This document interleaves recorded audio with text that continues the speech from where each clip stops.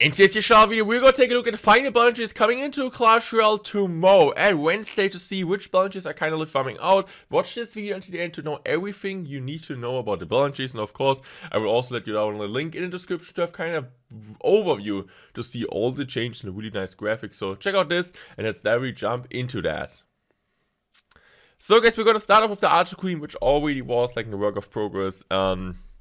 Bunches included, I think nobody really complains about that. It's just like a really simple thing. Currently, it takes like 15 seconds to get the ability back. It will be 17 seconds afterwards. So this is going to be the change for the Archer Queen. Pretty simple. I think it's pretty nice. And to be fair, nobody really seemed to complain about that or was saying something about it. And I feel like if nobody's saying something about something, nobody's saying something about something nice. If nobody's saying something about any change of Clash Royale does, I think it's probably pretty good. So now we're going to go for the cannon card.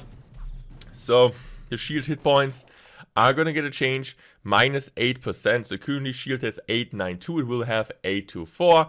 And also the same with the cannon card. Currently 820 will be 824. I mean, I already explained, so I kind of want to do some rebalancing there.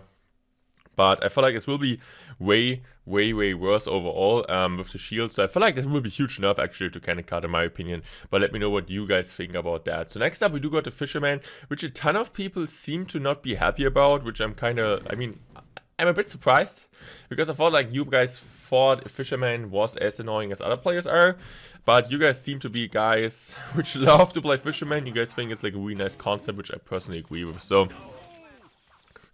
actually the slow duration gets changed there from when it's like pooling troops, which is really big, or can be really big. I wasn't able to test it out yet in the balance change, so we kind of have to think how it's going to look out. This change aims to cut excess power from Fisherman by still keeping most of the actions consistent as before. So just like the slow, minus 40%, it can be pretty big, so maybe RGs and so on get like more damage. They're just like gonna walk onto the tower quicker like Giants and so on, so I kind of want to see how this looks.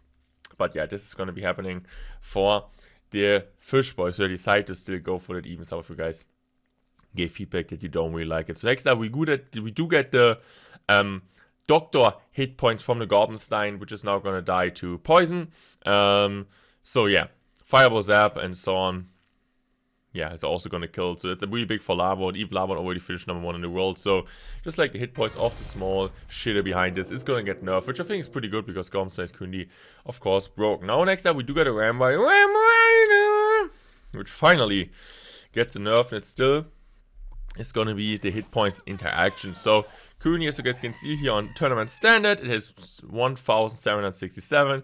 It will have 1,696, so minus 4%. You guys know Vampire is one of the most solid because you guys know it always gets a total so with 1 HP, so maybe 4% hit point change can be big. And now we're gonna take a look at the first card, which didn't get included before, like which is kind of new in this, which wasn't included in the work in progress balance change. It's gonna be the Spear Goblins.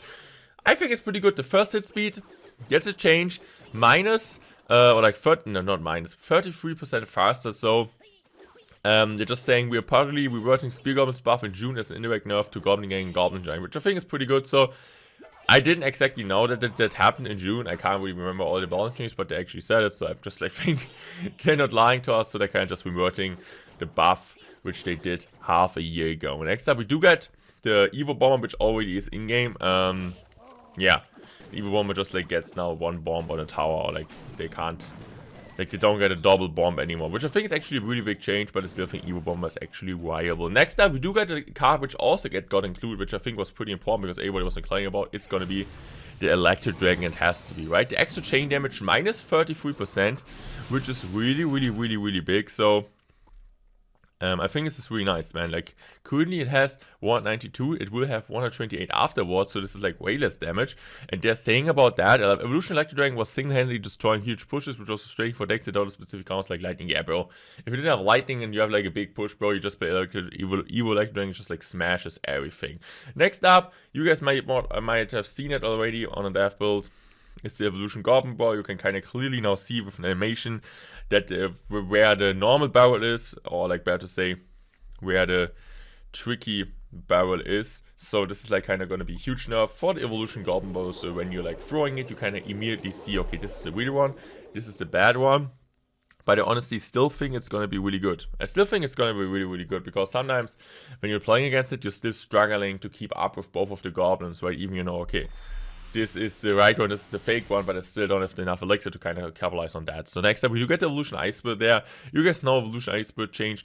The Ice Blast damage, I mean, the Ice Blast damage gets kind of like higher, but also like because of the change that it just has 2 freezes now instead of 3, which I think is a really big change. So it's kind of like Evolution Zap, and it might kind of kill this card, to be fair, in a way. So next up, we do get Evolution Skeletons, also really, really big nerf. Now, like currently there are 4 Evolution Skeletons. After the change, it will be 3. So this is going to be really, really big there.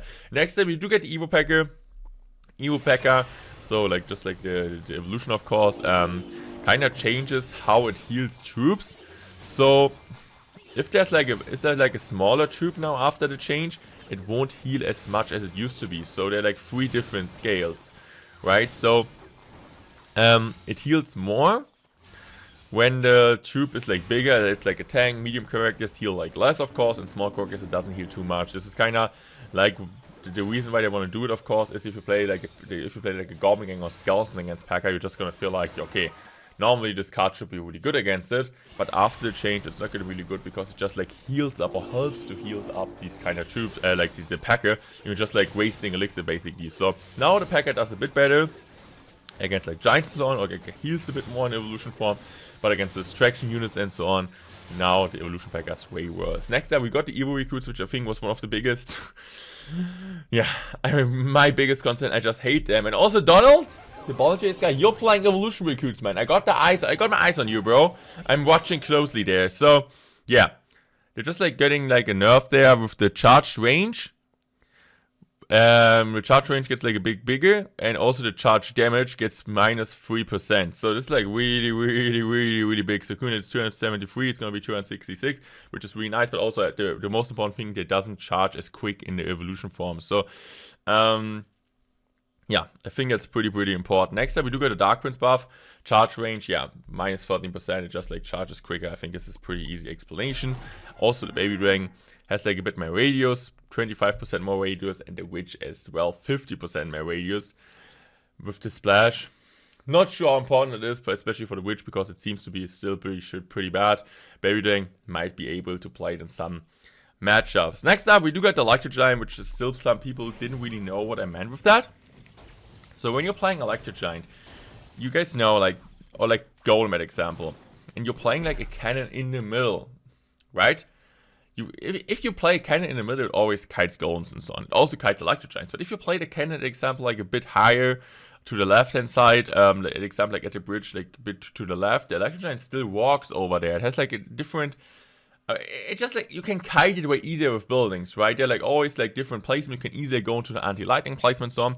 With golems, giants, so on, they don't pool, bro. They don't pool, so kind of side range is different there, but they kind of changed it. So the Electro Giant has now the same as giant, golem, and so on. So you can just easy, and you cannot kite it as easy as it used to be. So no stats changing whatsoever. But maybe makes it a bit more powerful because you can just like not spam your Infernos and so on, just like way over the map, and you need to give them opponent a bit more spell value to take out the buildings. Next up, we got the Goblin Demolisher. Lifetime after 50 HP, it's gonna be 40% more, so it has like more HP to get actually eventually to tower and get the or drop the bomb there. So I know it's gonna change too much there, but also I don't like Goblin Demolisher, but just like a bomber on crack. Next up, we do get the Goblin Machine. Damage per second. You guys know Goblin Machine is a card which is really interesting. I think like most pro, how's it even a legendary card? So yeah, if we're gonna take a look at currently the card is one of the worst cards in the game. Damage per second is gonna be plus 17%. So currently it's 150, will be 176. The hit speed will be a bit like a bit slower. So hit speed was a bit slow, but the damage also gets increased a lot. So currently it's 135, it's going to be 212. So let's kind of see how it will be. It actually is going to be able to one-shot goblins afterwards, which can be pretty huge if you think about Mighty Miner. Also gets a big buff, which I think can be big, is like how it increases damage. So it gets like the maximum power of damage a bit faster, minus 11%. So just like overall more powerful and gets like way more damage on the board. Then we also got the mini packer. the mini Pekka, which has like more damage. 5%. So Kuna does 720 on tournament standard. Where is it? As you guys can see, 720. It will be 754, which actually allows him to one-shot Magia. Can be crucial. Evo Cannon also does some damage, barrage damage buff. Currently one of the weaker evolutions. Even Cannon itself is really good. So Kuni does 320. It will be 353. To be fair, this can be pretty big in some changes. Also, Evo Wall Breakers. Also one of the worst evolutions. Even some people actually kind of picked it up last season on my Wall Breaker. Me as well. Finished, by the way, top 50 in the world, so not too bad. With this kind of evolution, even it's still one of the worst. Yeah, it gets a bit more damage on the tower, bro. So I think this is like really good. Just like on the troops, and not on the tower. I mean on the troops. Just damage to troops and buildings. So the death damage just like a bit bigger, plus 50% can be actually crucial. Dagger Duchess, actually they kind of changed it. They wanted to also give her one more projectile. But it's still going to be 8, even like in Work in Progress Challenge was 9. It's still going to be 8 because we kind of gave the feedback could be too broken and also looked really broken in the death build. So they just like kind of the speed gets changed. Increasing her projectile speed will both Dagger Duchess and fix the niche bug where Dagger Duchess would switch targets before destroying cards with damage reduction. So it's still going to overall be a buff, but not as big as kind of planned in the Work in Progress balance chase. And then last up, we got a Lumberjack, which also got changed, which I think is pretty interesting because it might be really good after the changes now. The rage duration, minus 8%, so the rage isn't like as long as it used to be. It's now the same as the normal rage, but also the damage gets increased plus 6%, which actually, allows him to one-shot a guard shield now, which is pretty big. So yeah, let's see kind of what Supercell is kind of cooking with that. I hope you guys enjoyed this video. Let me know everything you want to know, or like your opinion about the balance cheese. They're gonna be tomorrow in game, so I'm really excited to show you guys the top 3 best decks of the balance cheese. I hope you guys enjoyed this video. Make sure to subscribe, make sure you use critical mode in the shop, and I'm gonna be out. Thanks for watching, love you guys, and goodbye.